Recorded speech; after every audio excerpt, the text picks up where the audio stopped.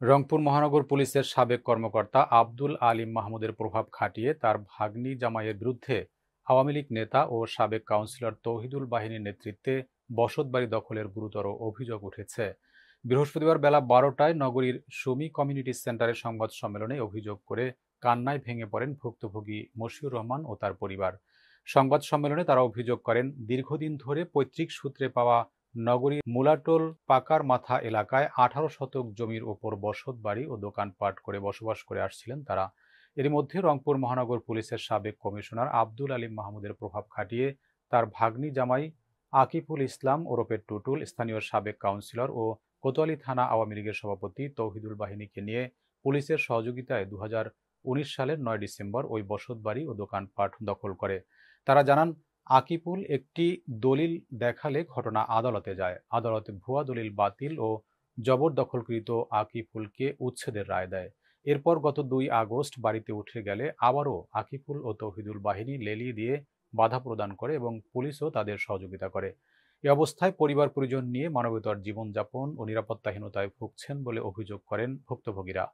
সংবাদ সম্মেলনে তারা আরও জানান, ৫ আগস্টের পরও ফ্যাসিস্ট পুলিশ ও আওয়ামী লীগের লোকজন কিভাবে পরিবারকে উচ্ছেদ করছে তা নিয়ে তারা চরম আতঙ্কে রয়েছেন।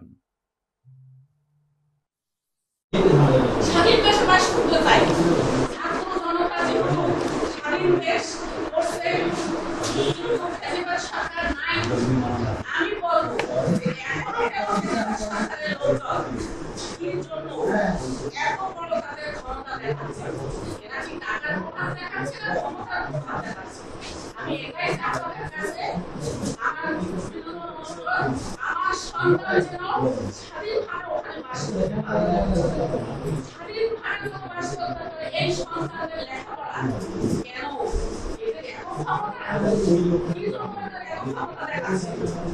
তাহলে আমাদের রংপুর শহর এখনো কি প্রেসিডেন্ট সরকারের লোকজন আছে, কিভাবে বাস করে? আপনারা সাংবাদিক ভাই আছেন, আপনারা খুঁজিয়ে দেখেন কোথায় এই প্রেসিডেন্ট সরকারের দোষরা ঢুকিয়ে আছে।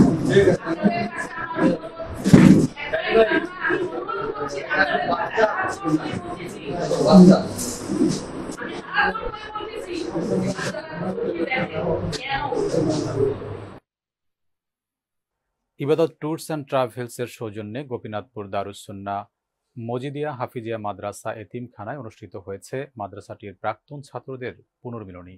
গত ৭ আগস্ট ঐতিহ্যবাহী ধর্মীয় শিক্ষা প্রতিষ্ঠানে আয়োজিত মিলন মেলায় ৩ শতাধিক প্রাক্তন শিক্ষার্থী উপস্থিত ছিলেন।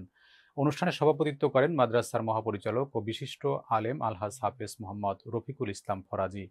প্রধান অতিথি হিসেবে উপস্থিত ছিলেন রংপুর জেলা বিএনপির আহ্বায়ক জনাব সাইফুল ইসলাম। বিশেষ অতিথি হিসেবে উপস্থিত ছিলেন পীরগঞ্জ উপজেলা বিএনপির সভাপতি মাহমুদুন্নবী চৌধুরী পলাশ।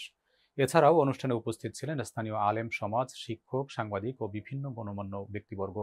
প্রাক্তন ছাত্ররা তাদের শিক্ষা জীবনের স্মৃতিচারণ করেন, প্রতিষ্ঠানটির অগ্রগতির জন্য মতবিনিময় করেন এবং ভবিষ্যতে শিক্ষার্থীদের কল্যাণে একযোগে কাজ করার অঙ্গীকার ব্যক্ত করেন।